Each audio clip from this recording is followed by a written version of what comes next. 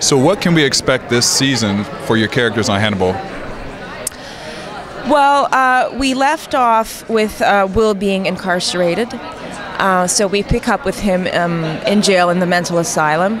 So I think everyone was really broken by that. We're all very close to him.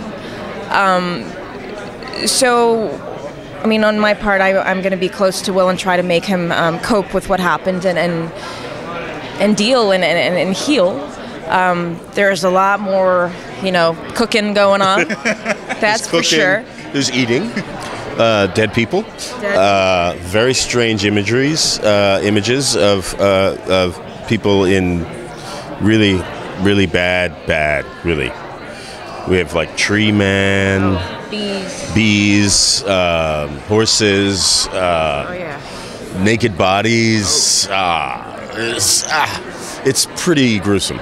Yeah. Is there any subjects that you've had to take on the show that you're like, wait a minute, I don't know if I can film this scene. It might be too heavy. No, what's interesting is as gruesome as some of these things are, Brian always manages to create, to sort of frame them in a way that's, I guess he uses the word operatic, heightened.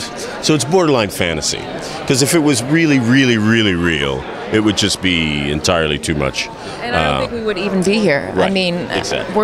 we were talking about this yesterday. We're not very attracted to gore and to horror films in general, but this is much more interesting, much more poetic than and it's usual. Psychological as well, because every one of these tableaus that you see somehow relates to where the characters are psychologically and emotionally in the story. So, what's your favorite part about playing your characters on the show?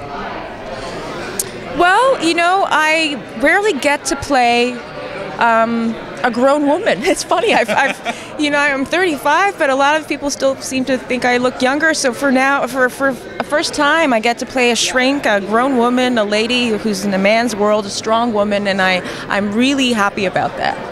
Yeah. Listen, to be able to be called younger, that's a great thing in Hollywood too. I like my shirts. And my ties. My shirts and my ties are always really beautiful. I love playing with the rest of the cast every time. Everybody is really masterful at what they do, so that's great. But I think it's the opportunity to play characters that people are familiar with and to try and make them our own. I think that's probably the most fun. Was it a challenge because Hannibal was obviously a movie first, and then to kind of create that into a television series?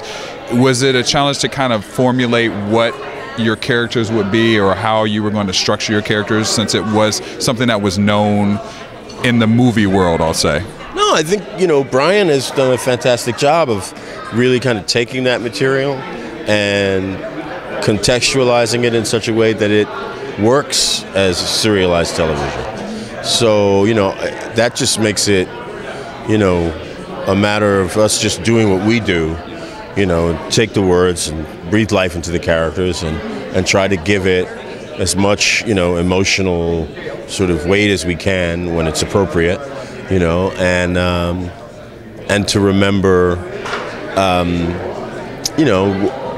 that this is for the audience. There's a real appetite and a real audience. There's a real hunger from the audience for this stuff.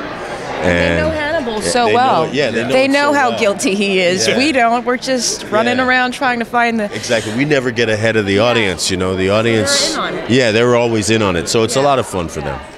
And if you could play any other character besides your own on the show, who would it be? That's a good question. My God. Probably Hannibal. I mean. Right. Wow, if I could play any other I might like to take a stab at Gideon. Yeah, that would be fun. Well, thank you, too. We look forward to seeing the rest of the season, and congratulations. Thank you.